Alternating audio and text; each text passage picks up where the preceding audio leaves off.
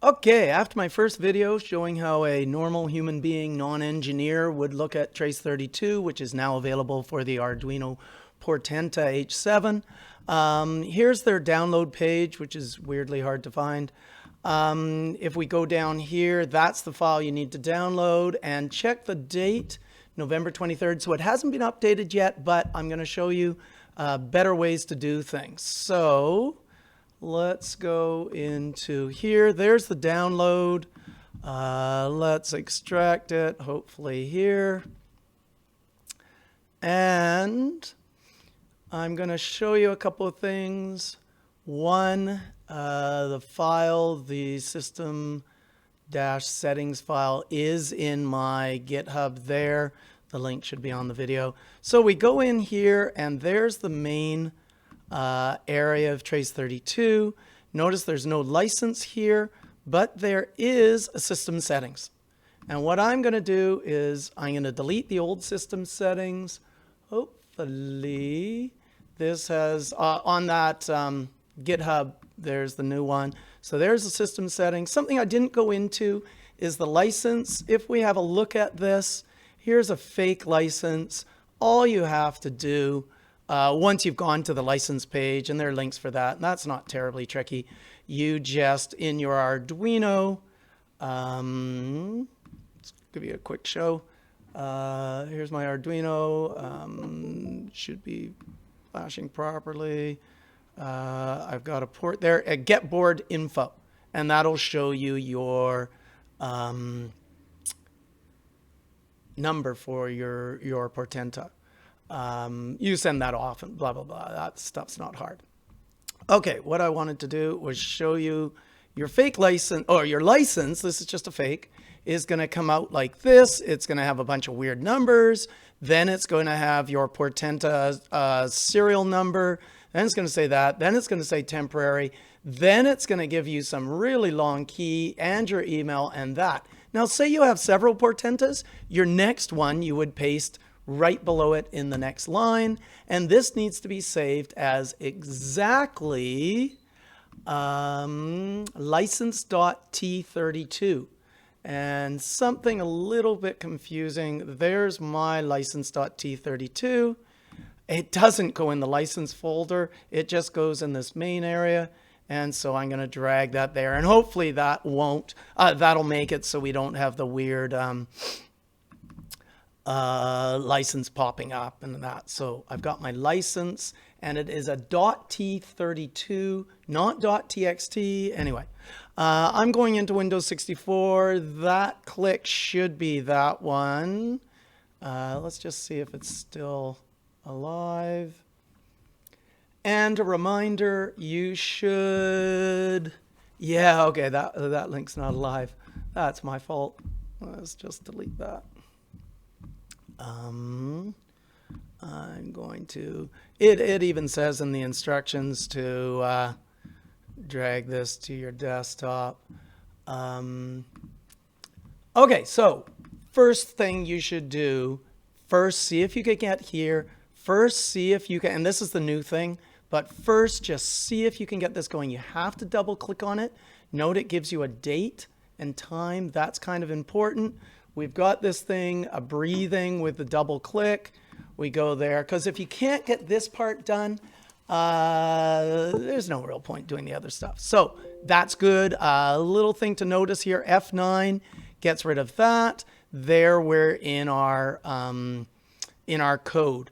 I always type go loop as my only main command. It takes me to the main loop. But let's get out of here and let's look at the new stuff.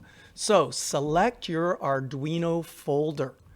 And if I just go into, so these are your libraries, not your libraries. This is where you save your Arduino stuff. And let's just go into one of the old ones. I got a new one to do today.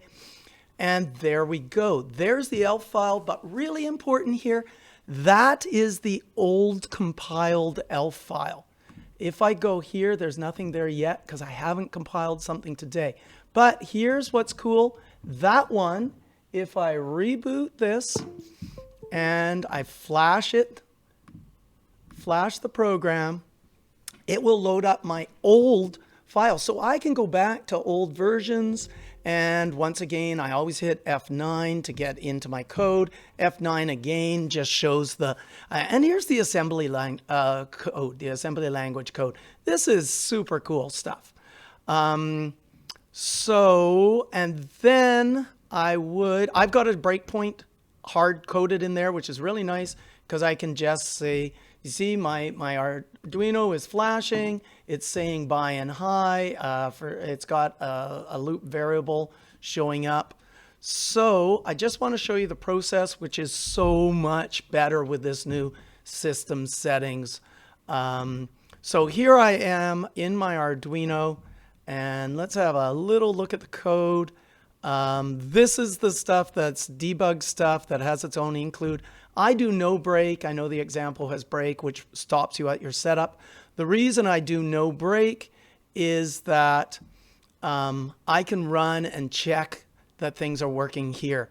I'm going to change. I've done something a little fancy here where it's got false. And then, oh, actually, I ignored the information there. So let's see if I'm on the right port. And here's something of interest. The normal serial port is the higher one. By doing this thread, we have this is the GDB one that TRACE32 uses.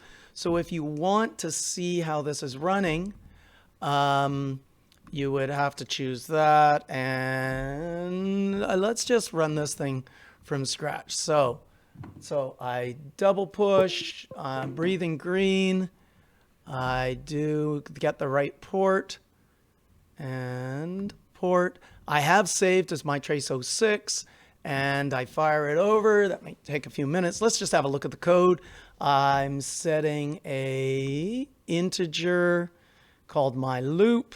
I'm doing serial begin, not 9600. This is the faster, although it doesn't really matter.